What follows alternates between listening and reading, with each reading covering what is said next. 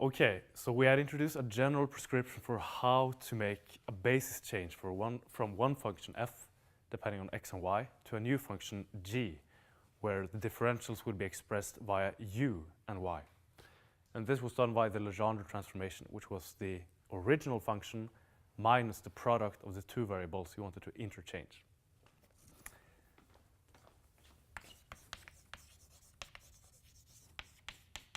And we'll have a look at a practical example of this. For instance, in thermodynamics.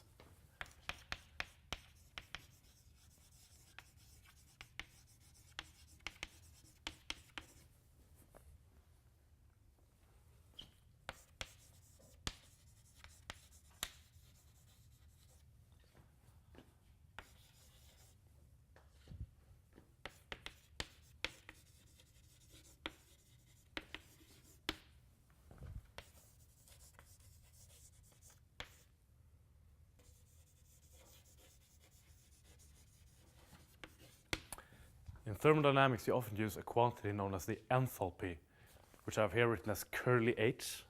Usually you can write h, but I don't want to confuse it with the Hamiltonian of the system. So you often use the enthalpy in order to characterize various types of reactions to see whether they are possible or spontaneous or not. And the enthalpy is a function of the entropy, S, of the system and the pressure, P.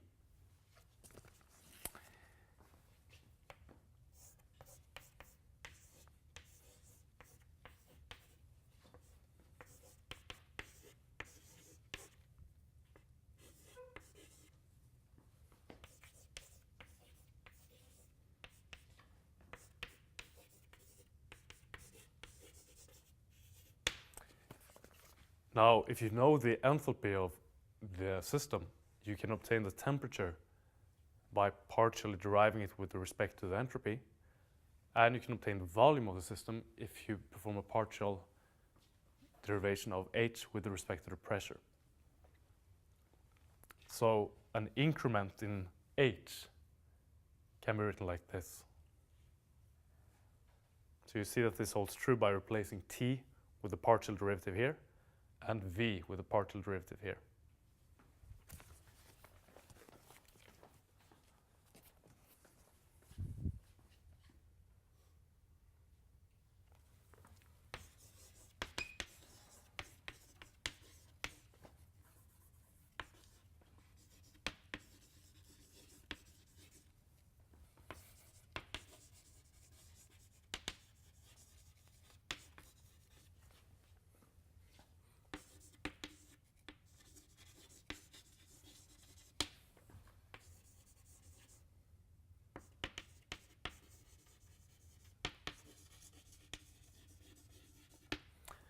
The enthalpy is particularly convenient in order to characterize processes which are isentropic and isobaric. By isentropic, I mean that the process conserves the entropy. The entropy remains unchanged, whereas by isobaric, I mean that the pressure remains unchanged. And we see that if this is the case, then S is constant, P is constant, and therefore the enthalpy should also be constant.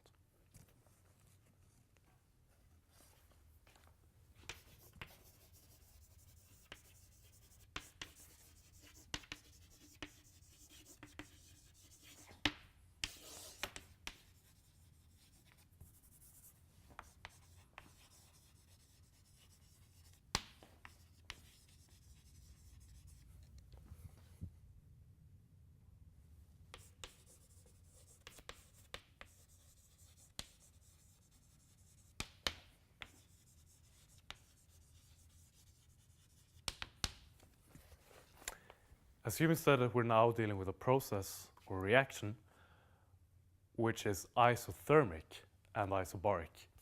So it's isothermic instead of isentropic, which means that the temperature remains the same in the process. In that case, it would be more useful to have some thermodynamic function which would be depending on T and P, since both of them would be constant in the process.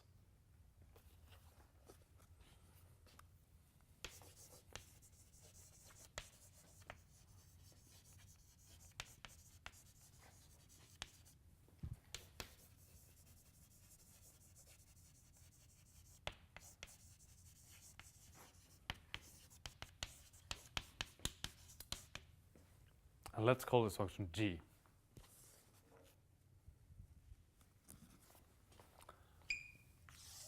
Well, according to the Legendre transformation, we now know of a way we can achieve precisely this.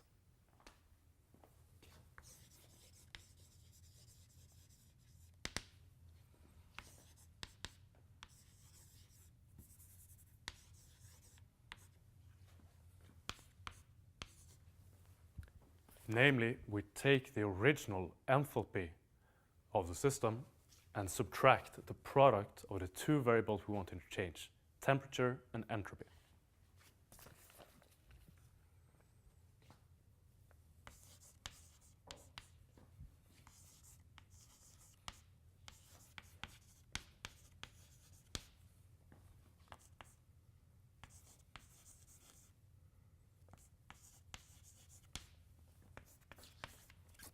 By doing so, one of the terms in dH will cancel with a term here, so that we're left with this.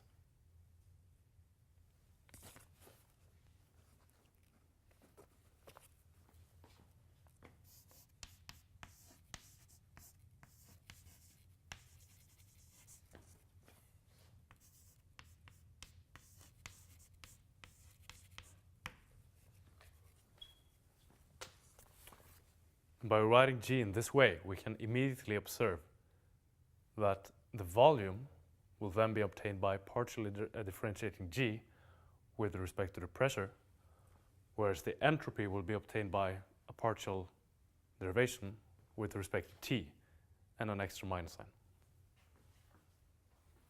So the volume, the way to obtain the volume remains the same. In that case, we derive the enthalpy with respect to P, same thing here, because we only interchange the entropy and the temperature variables.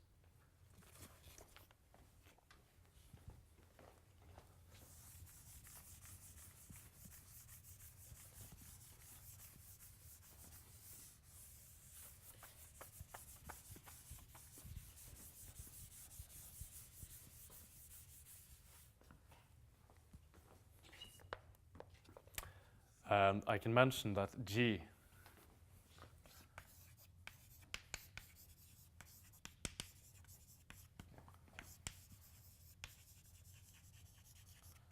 is a well-known function in thermodynamics. It's actually the Gibbs free energy.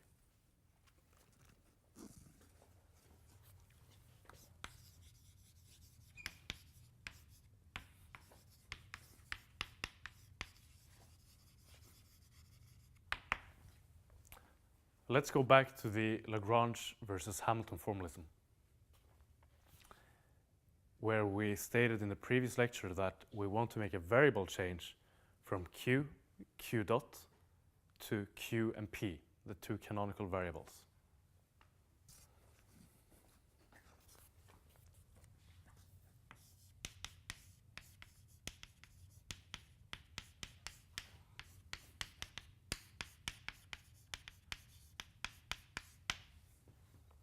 We know how to do this now via a Legendre transformation.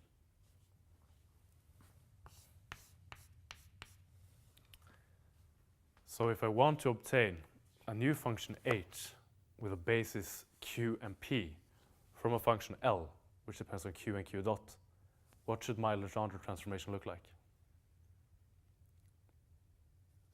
L minus p times q dot? Yes.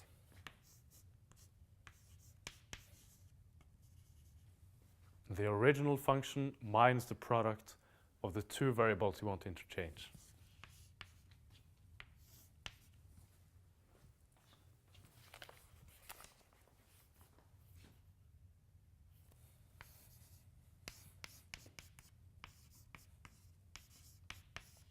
Alternatively, I can write it like this. And this is the convention. It's just an overall minus sign, so the procedure is still the same.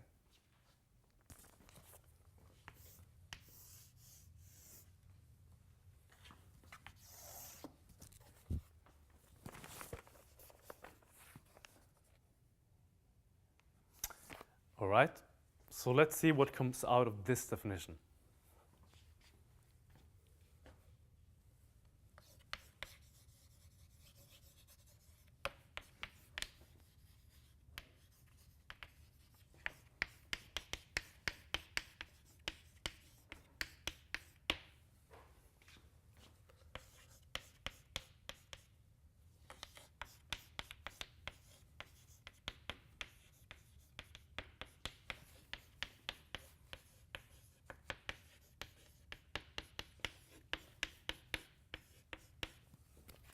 just a chain rule for derivation. Since h depends on q, p, and t. And note that we're here using the sum convention with repeated indices. So we have implicitly here a sum over I for these terms. And let me remind you that the way you can see that that we have used the sum convention is that we have no I on this part of the equation, but we have I here. So in order for this equation to make sense, there has to be an implicit summation over I here.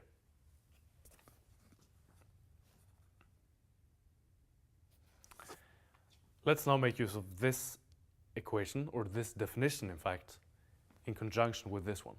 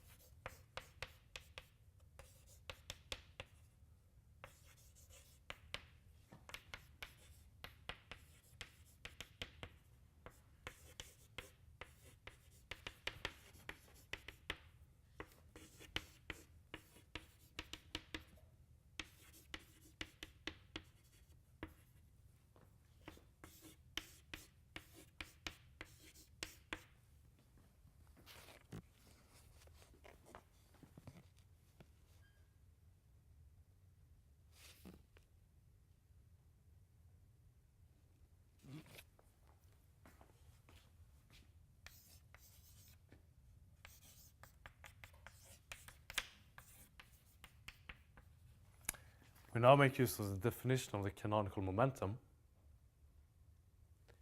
in order to cancel two terms. If I now insert this into this term, we see that it cancels with this one.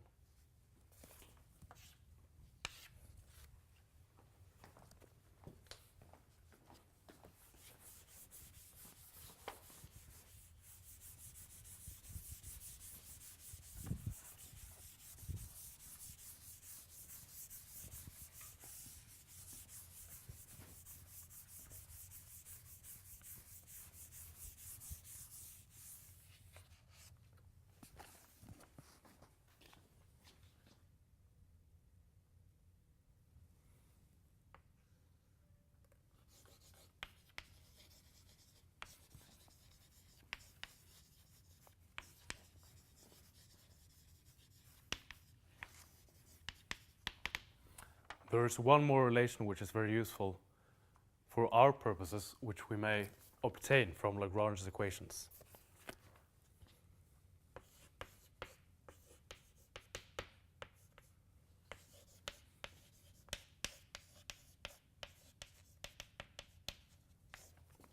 This is Lagrange equations, just written in a slightly different form. I moved one term over so they're equal to each other.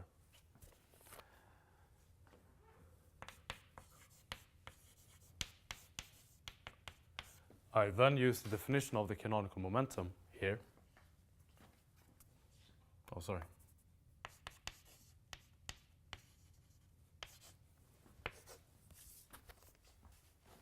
So we get this.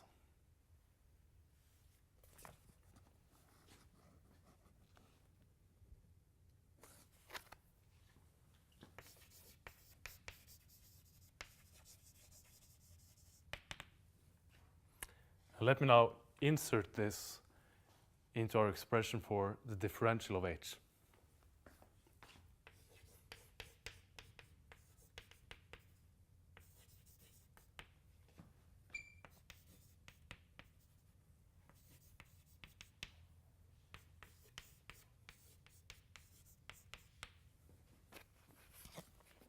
Which means that we obtain this.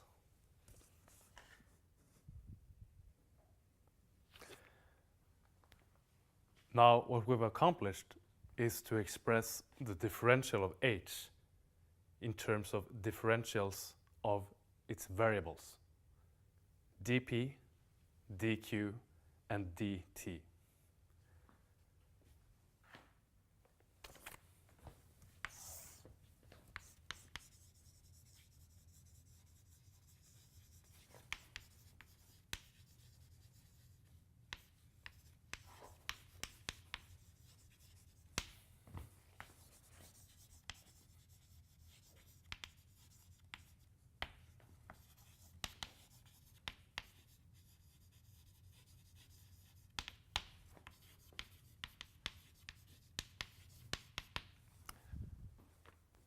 And the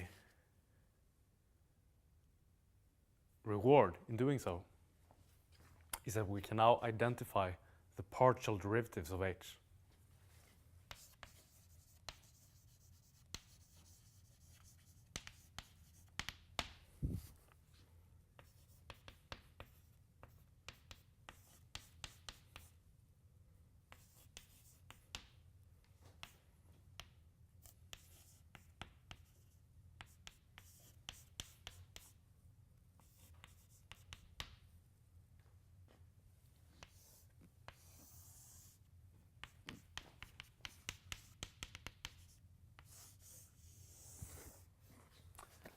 And this is the central result in the Hamiltonian formalism. These are Hamilton's equations.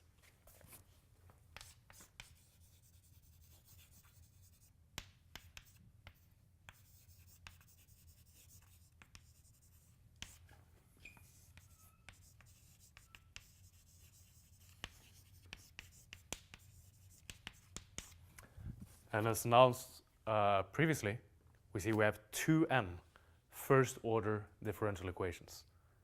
N equations here, and they're first order.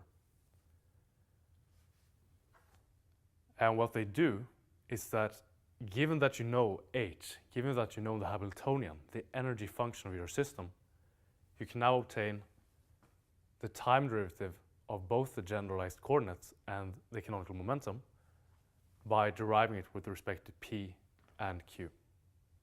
And this tells you how the system will evolve.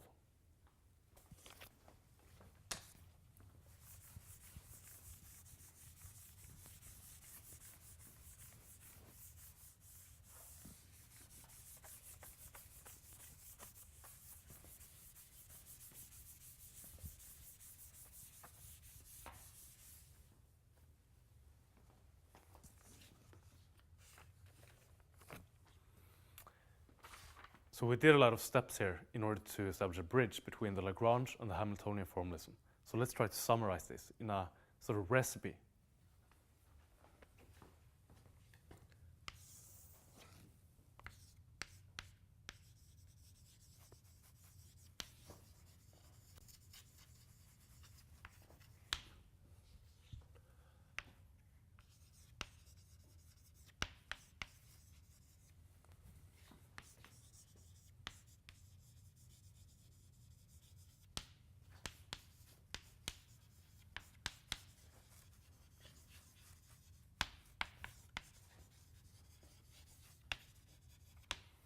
So basically this is a how to go from the Lagrange to the Hamilton formalism.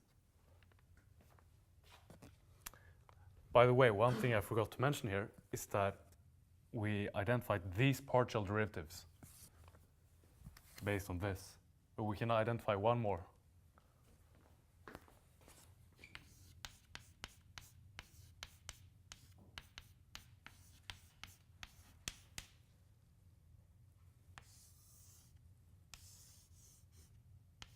Namely this one.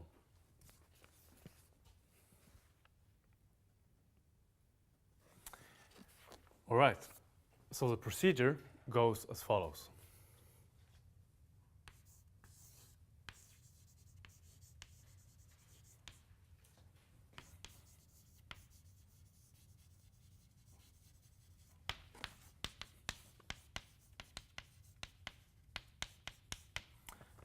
The first step is what you're already accustomed to, namely write down the Lagrangian of the system. Second step.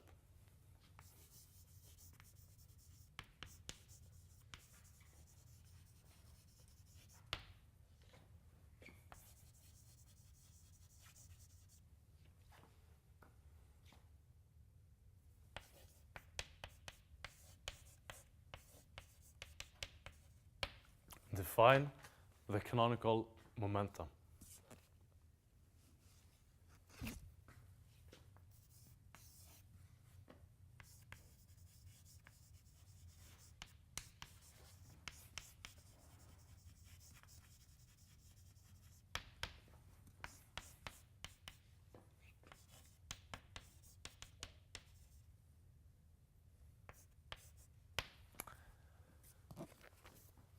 we may now construct the Hamiltonian H, which is equal to P Q dot minus L, since we now know P, having obtained it from L.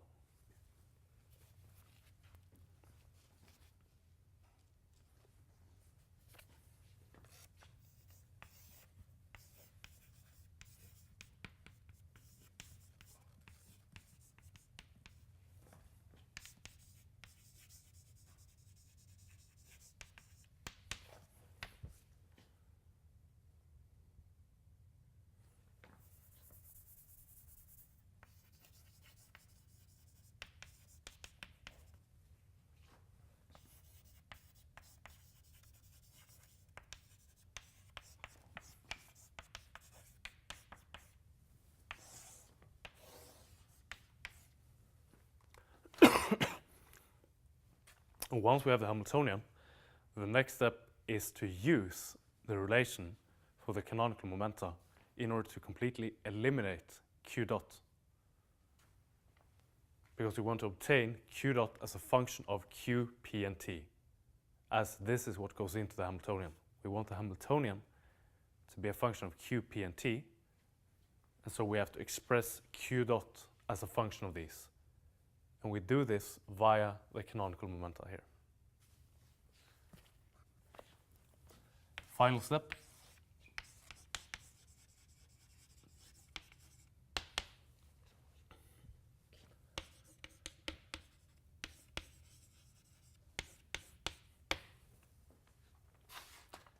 Is then to eliminate Q dot from H. And after having done so, we are now in a position where the Hamiltonian depends on the variables we want, Q, P, and T.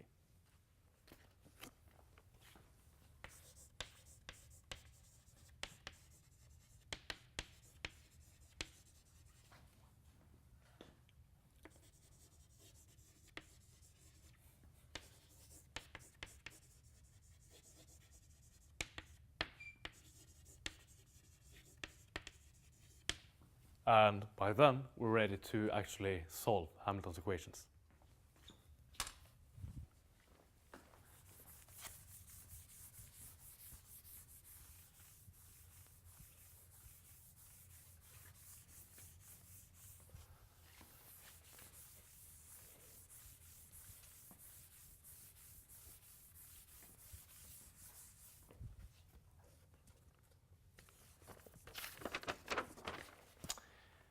This was the formalism. This is sort of the idea behind going from the Lagrange to the Hamiltonian formalism. So we'll have a look at a couple of practical examples for how we can do so.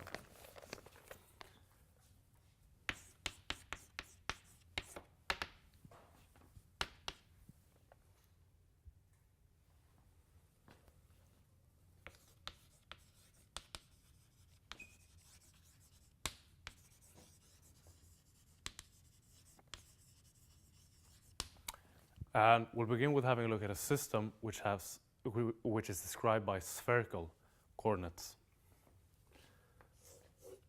So we have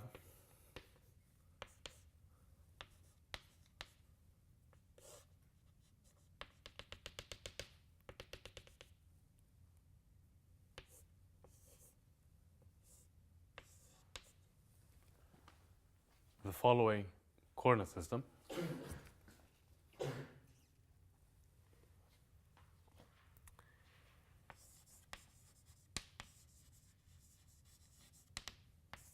So the generalized coordinates for our purpose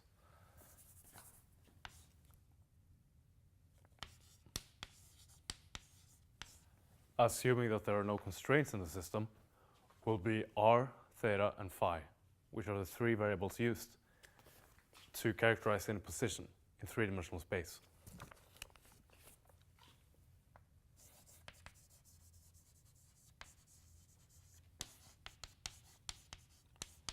And let's assume, just for simplicity, that we're dealing with a potential energy that is central. So it depends only on the magnitude of the radius.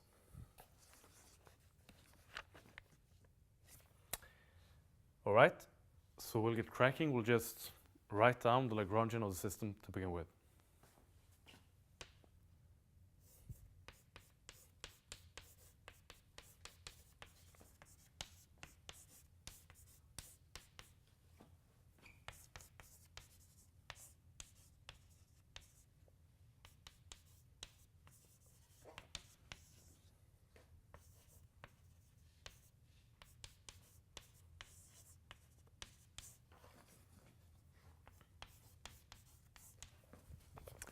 which will look like this.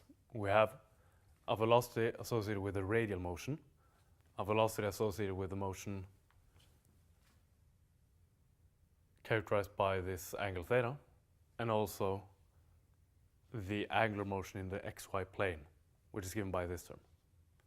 So we decompose the velocity into three terms. Okay, we'll just follow our recipe. Next step is to define the canonical momenta.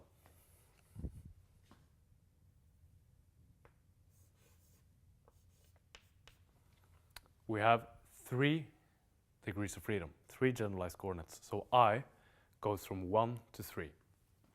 And the first one is r. So PR, the canonical momenta associated with r, will be dl dr dot, sorry,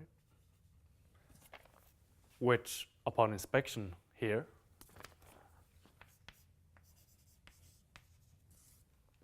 provides us with mr dot,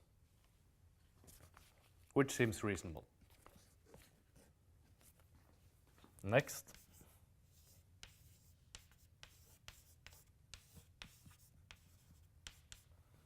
the canonical momentum related to theta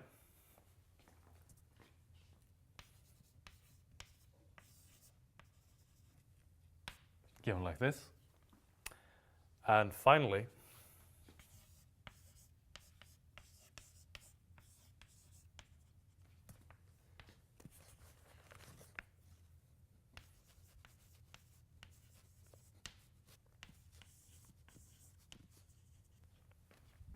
we have the canonical momentum associated with phi.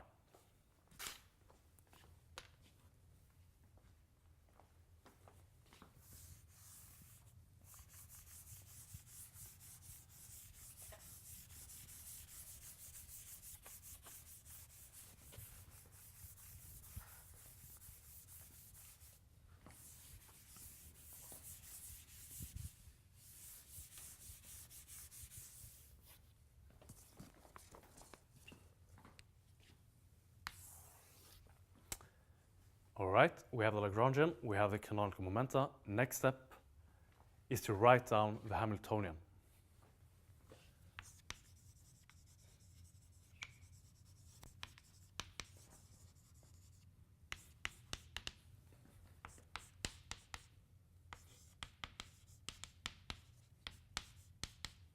Where we have implicitly a summation here.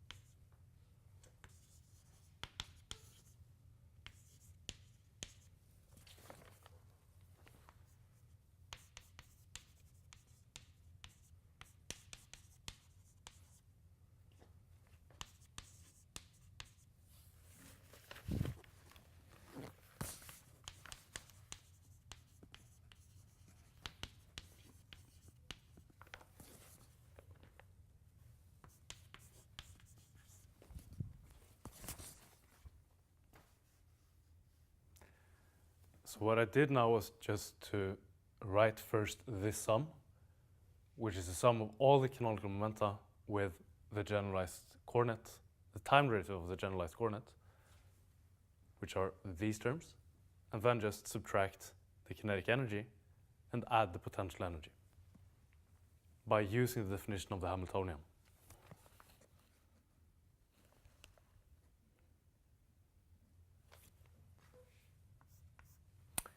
And since we have no explicit time dependence in our problem, we know that this has to equal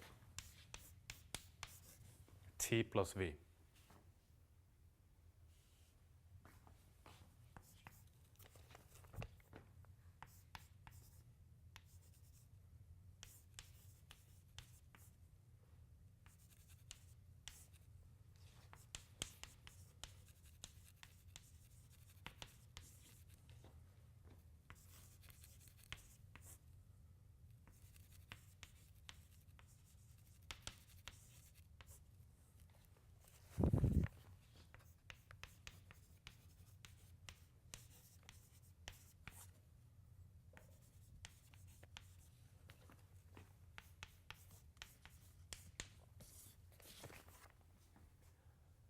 So what I did now was to actually perform the fourth step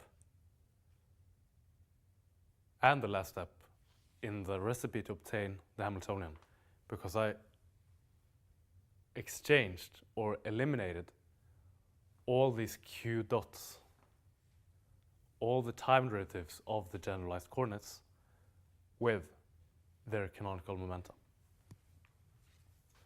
So I did this by using these equations. So for instance, from the equation of the for the canonical momentum of r, I can express r dot is pr over m, which is what I put here instead of r dot squared. Similarly, I can replace theta dot with p theta over mr squared, which is what I did here, etc. So at this point, the Hamiltonian depends exactly on what we want it to depend on. It depends on the canonical momenta and the generalized coordinates, but there is no trace of any time derivative of the generalized coordinates.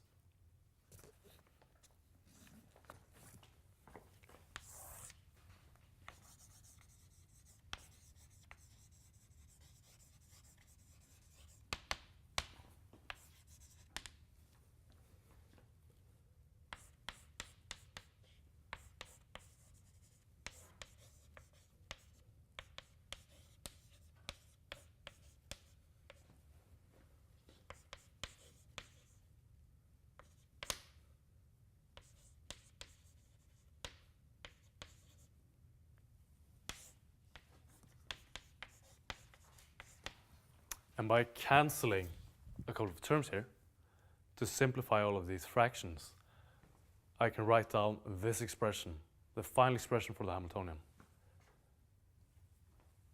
where this is the kinetic part and this is the potential part.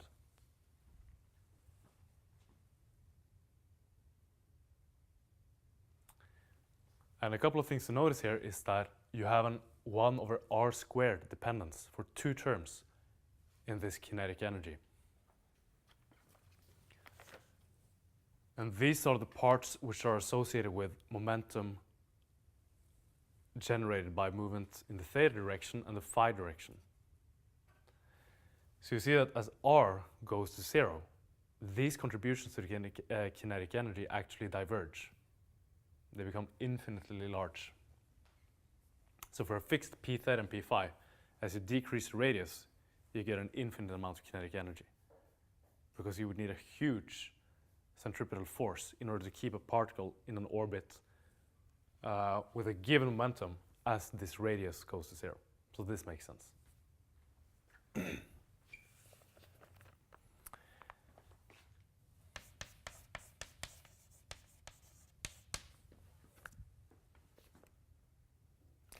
So the bottom line here is that we've expressed the Hamiltonian as a function of q and p, where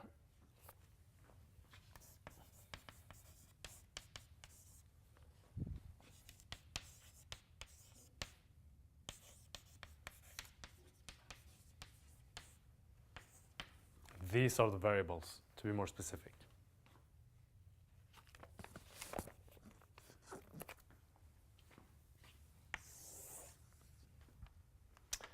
We'll have a quick look at a final example.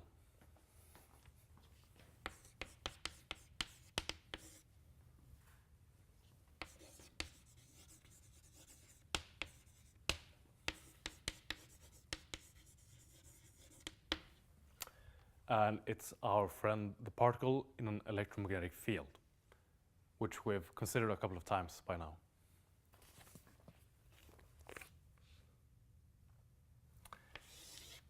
And as we have commented on earlier, this is actually a non-conservative system.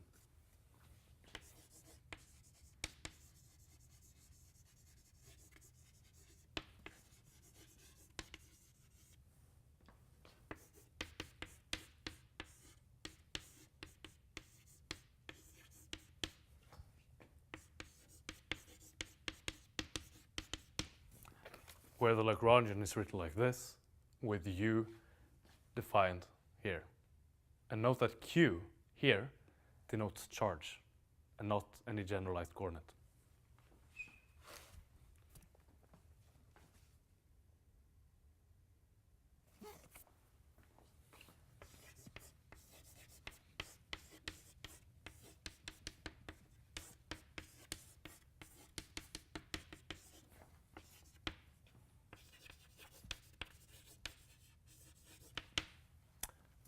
And with this U, we have proven that Lagrange's equations in this form, their usual form, are satisfied.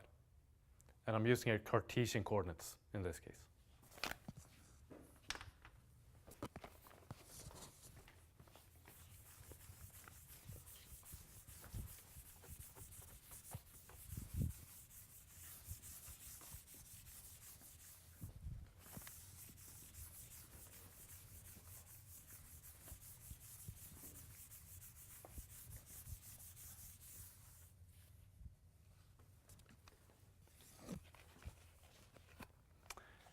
Okay, we'll just go through the steps again. 1, write down the Lagrangian.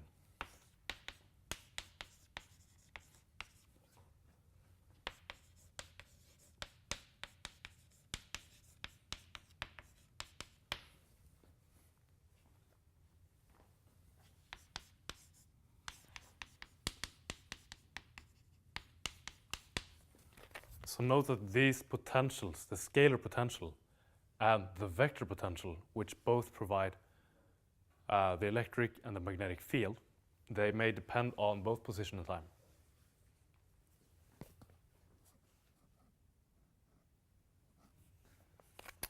All right, let's write down the canonical momenta.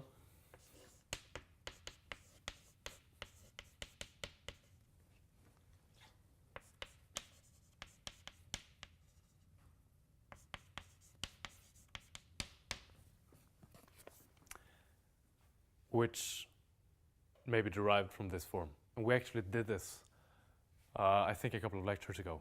We wrote down the canonical momentum for precisely this situation. So we see here that the canonical momentum is different from the mechanical momentum.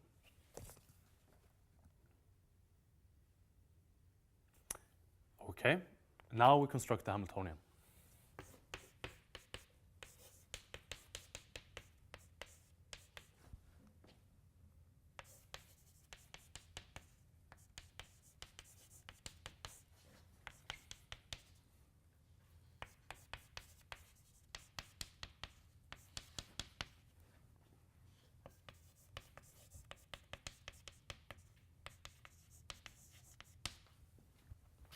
This is the Lagrangian up here, just written in terms of a sum convention.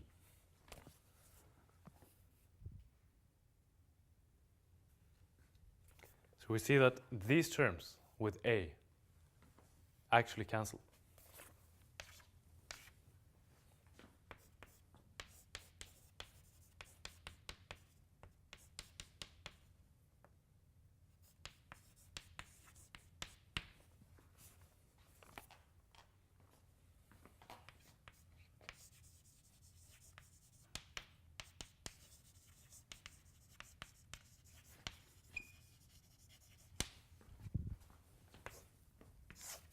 So the Hamiltonian becomes the kinetic plus the potential energy. So this is the potential energy, in contrast to U, which is not the potential energy of the system.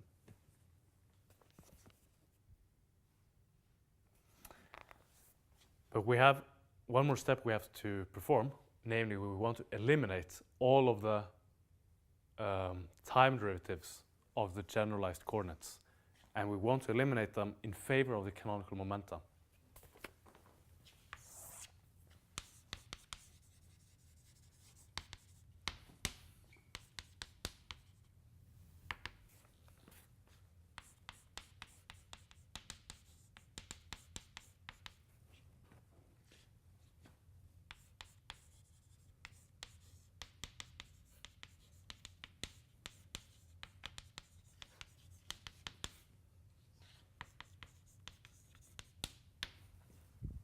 And we get this, where now Pi is the canonical momentum. So we see here that we have an inner product of the component of two vectors, namely P vector minus QA vector. So this can be written as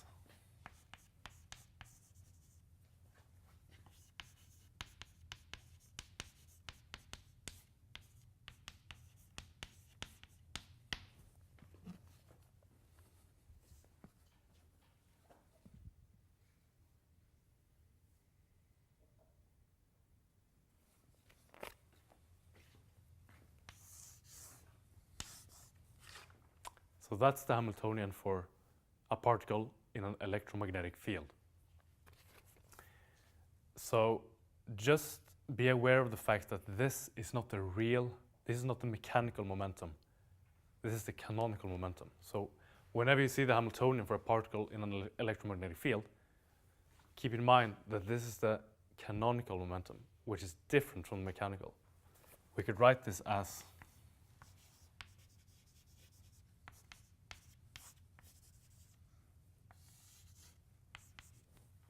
follows. So it's P minus QA, which is the mechanical momentum.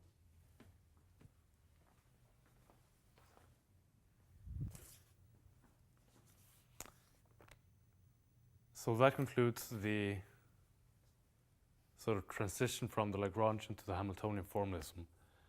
And we consider two specific examples of how this can be done. All right, great. See you next time.